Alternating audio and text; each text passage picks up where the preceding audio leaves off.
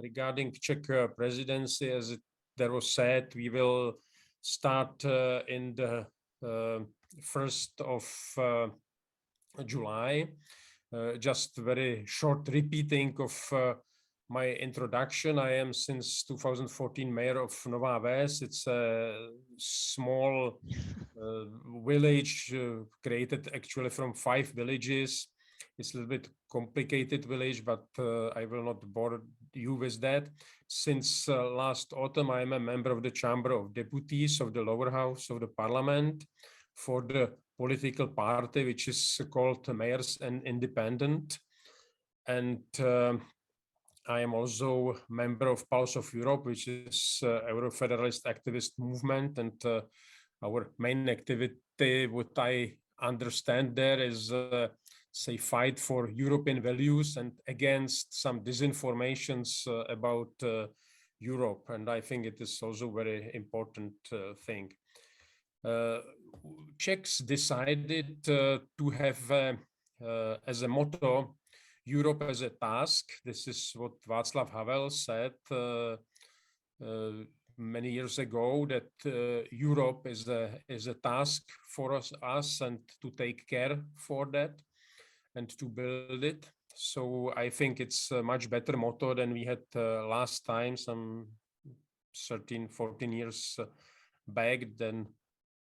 And I think we should take it like this. And what are our tasks? We have 5 priorities. The main priority is Ukraine, war and reconstruction. Then second, energy security. Then third, strengthening European defense capabilities.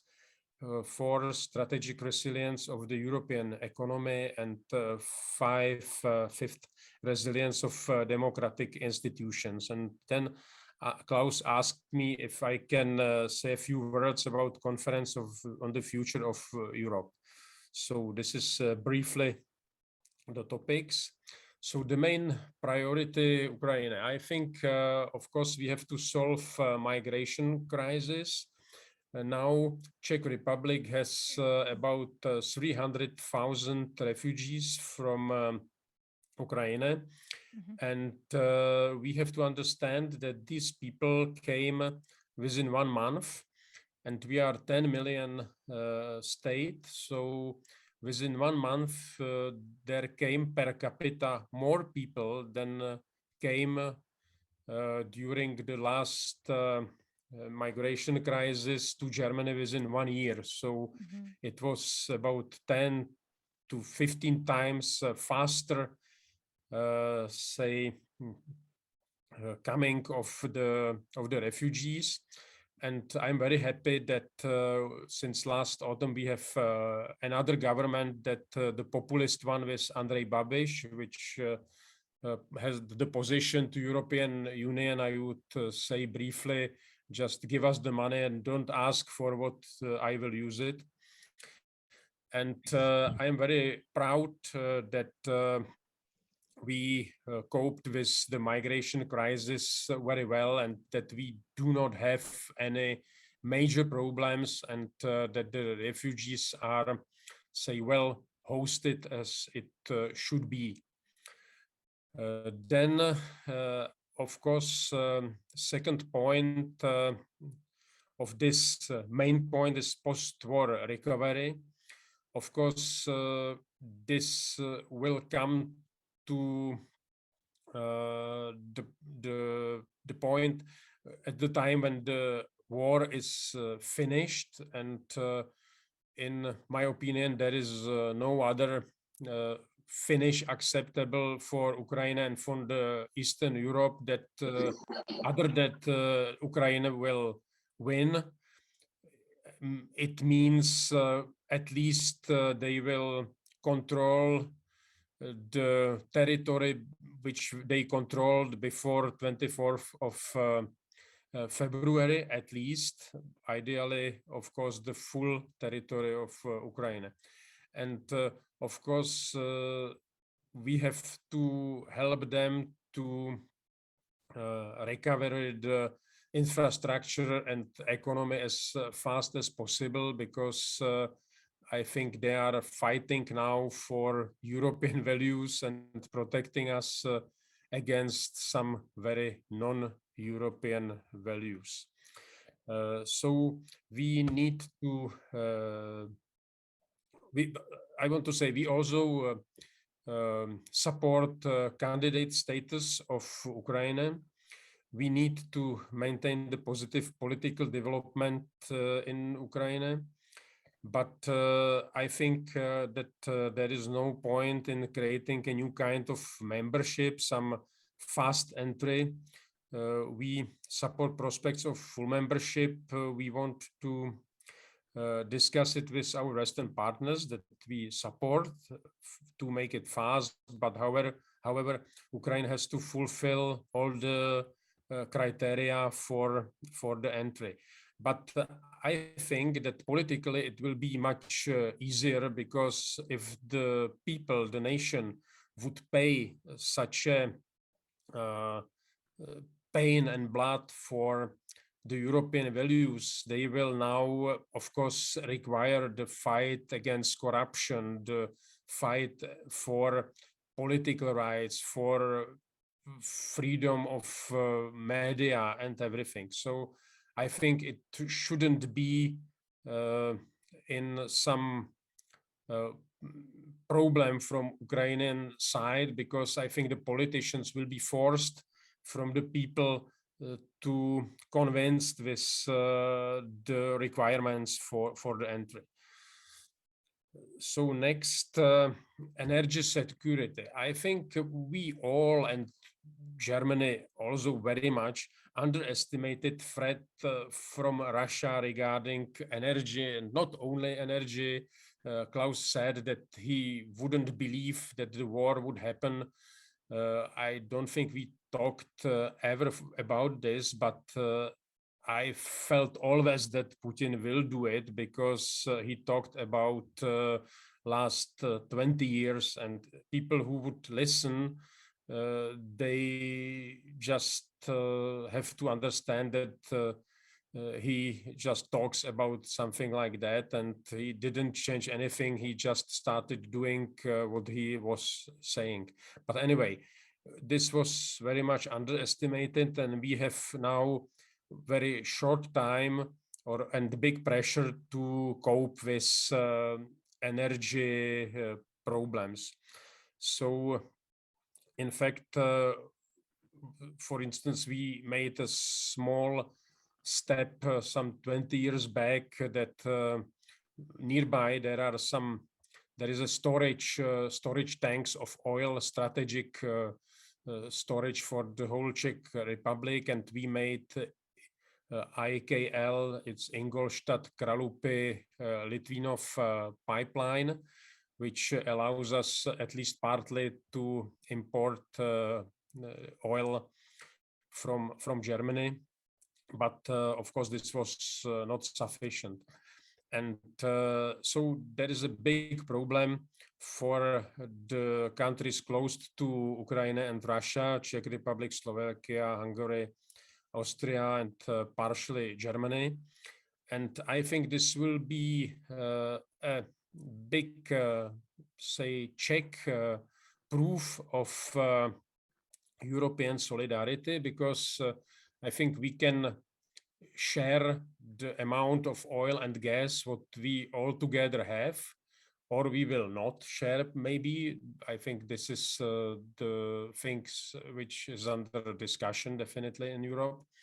And of course, if we all minimize our needs as much as possible and share it, we can stop the supply from Russia very fast. And of course, a very important issue that we can stop the payments to Russia very fast. If we will not be successful in that, I think it will damage European Union relationships for long, and it will slow down the European integration.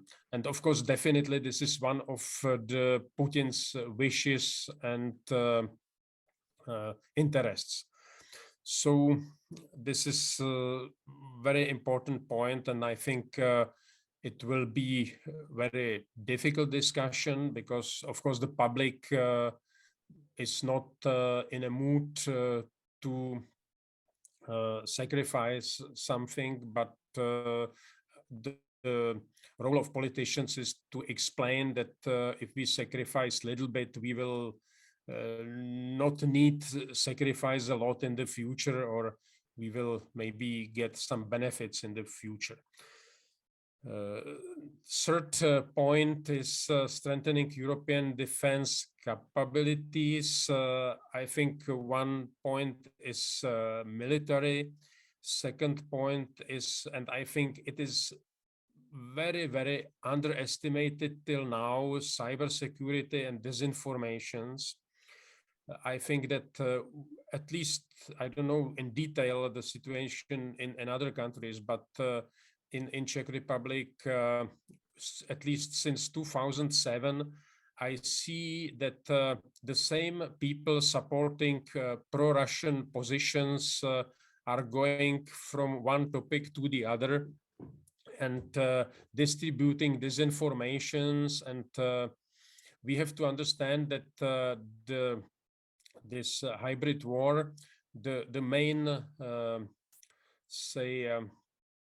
rule is that the Russia, China, North Korea, Iran, they are trying to manipulate to people that they will decide in opposite of their interests, but even not knowing that they are the victims of these hybrid attacks.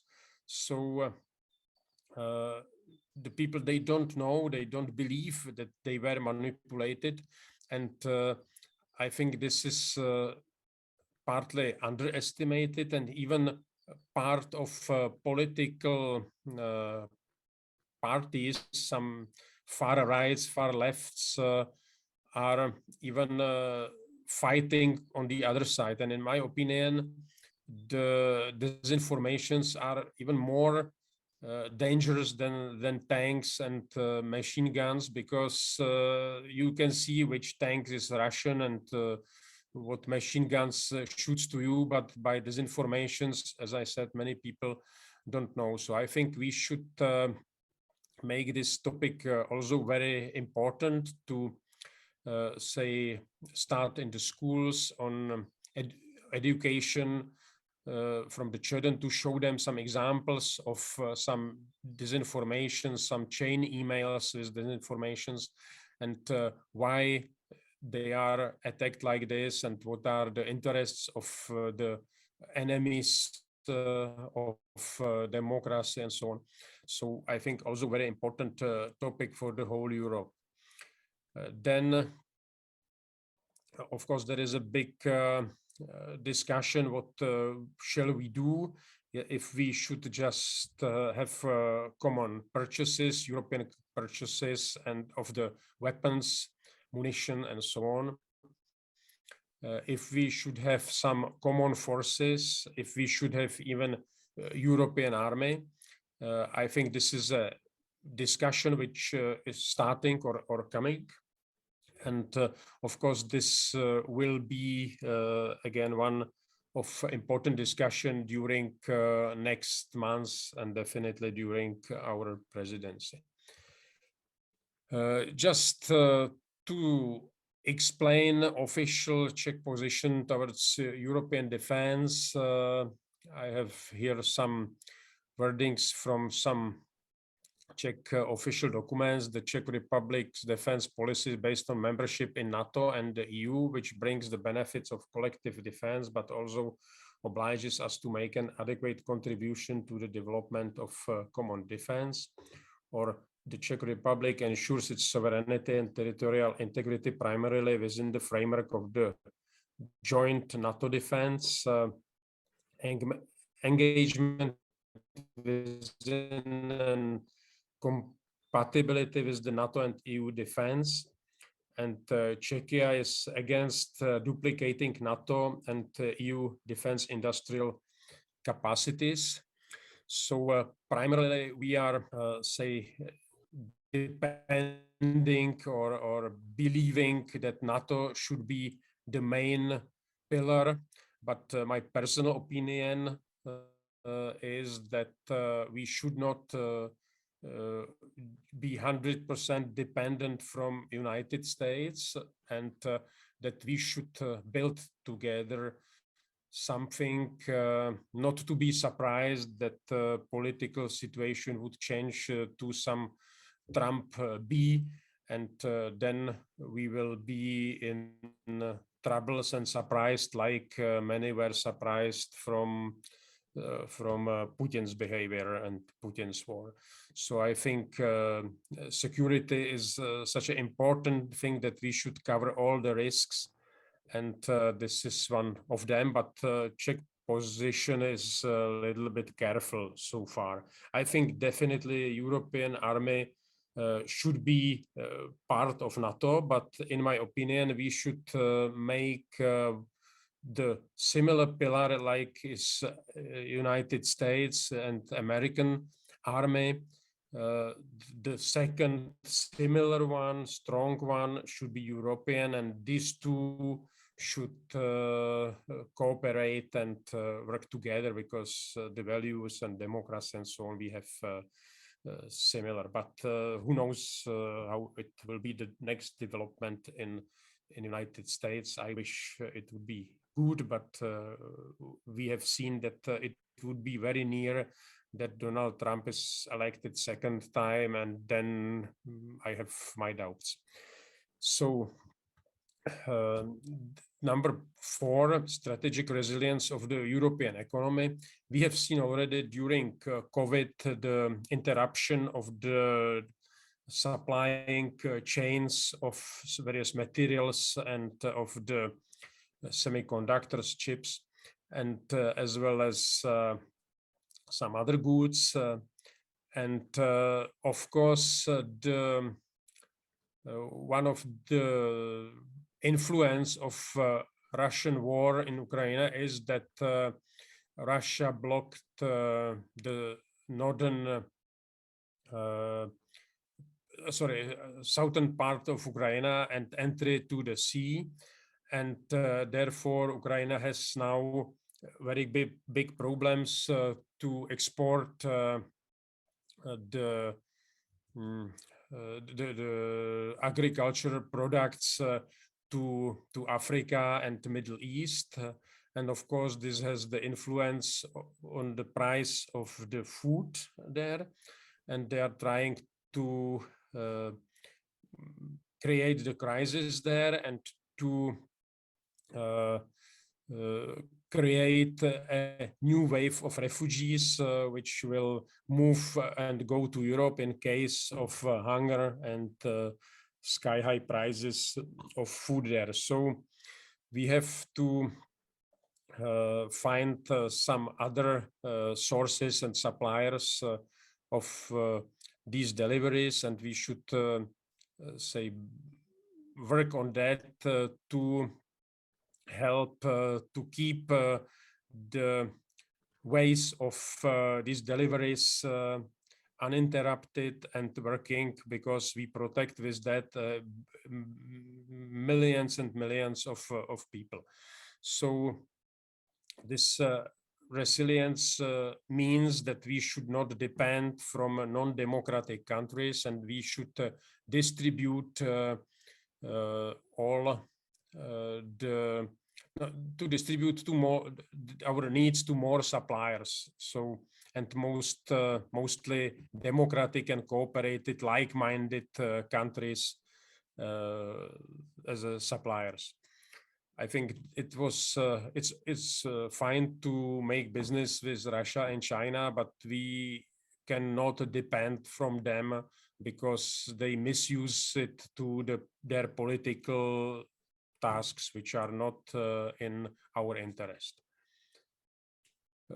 Fifth, and again, this is a matter of hybrid attacks, resilience of democratic institutions. We have and it is our also home task. Andrej Babiš, as a politician, is in a conflict of interest. He is a big media owner. He owns two big newspapers. He owns one television, some radio stations, and of course he makes a lot of influence, political influence by these media, and so our topics are European Media Freedom Act. We have to avoid some hybrid influence to the electoral processes in European Union. We have to make clear financing of political parties to avoid that they are supported from Russia. And of course, we have to follow rule of law. So we will have not a pleasant task resolving tensions between Poland and the European Commission. On the other hand, I am very happy from Polish position in helping Ukraine. Czech Republic was, if not first, then one of the very first supplying heavy weapons to Ukraine, and then Poland followed. So in that, I think our countries, Czechia and Poland, are working very well.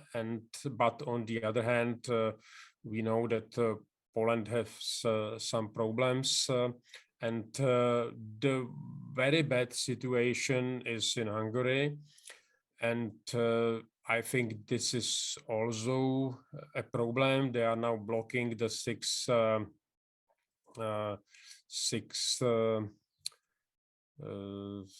I forgot the word. Sanctions, the six line of sanctions. What is a problem? Oil embargo, the Balkan. Sorry? The oil embargo. Yes, yes. No, they are even constructing nuclear power plant in cooperation with Rosatom, and they are the main supplier of that power plant. So they are a little bit trapped, but of course this was clear from the very beginning that it is a trap. But they decided for that. It could be a problem, and I think the main problem is not Orbán himself.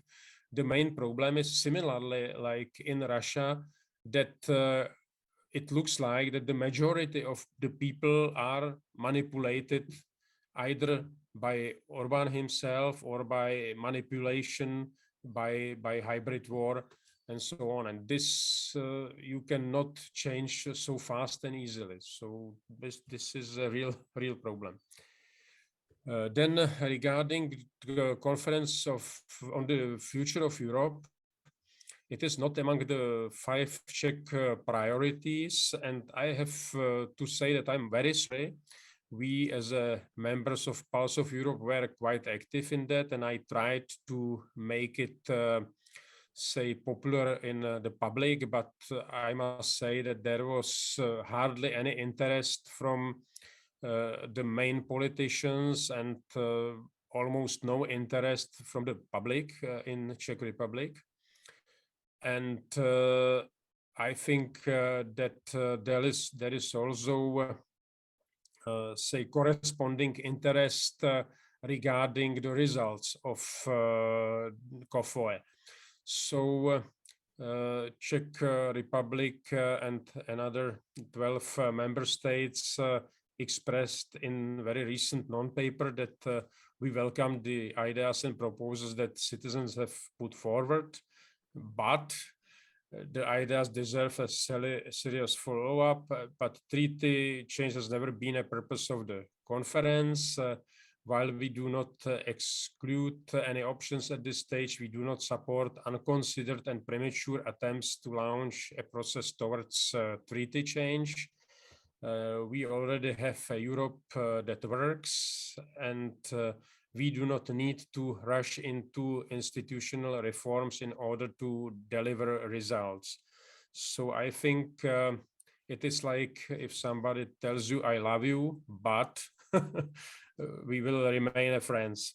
So I think regarding conference on the future of Europe, we cannot expect some huge activities from the Czech presidency. Of course, I think the war and the crisis will make some development, and I think all there can happen many things which will change everything. But I think for medium sized countries in the EU like Czech Republic or like smaller countries, of course, the veto, they on one hand they are afraid not to be say pushed by the big countries to something what they do not want, but on the other hand I, as a mayor, for instance, I know very well that if we would in our municipality decide everything with 100% agreement of everybody, we would not do anything. So I think the way will be that maybe we will remove veto for some topics, and like Europe does it always, that if there is a big problem which will not go through, we will cut it to 1,000 small things and try first first 10 of them, and then add and try, and we will see. So I think this will be the way out, what I can see as a realistic. So yeah, I didn't read this, but this is what I'm talking about. Czech presidency sees the unanimity and the ability to find consensus in CFSP as the basis for its internal coherence and strength. Czechs and the Czech government are generally more Eurosceptic, and our government is now built from the 5 parties, but the biggest and strongest is Eurosceptic ODS, and pro-integration are another 4, but they are considerably smaller.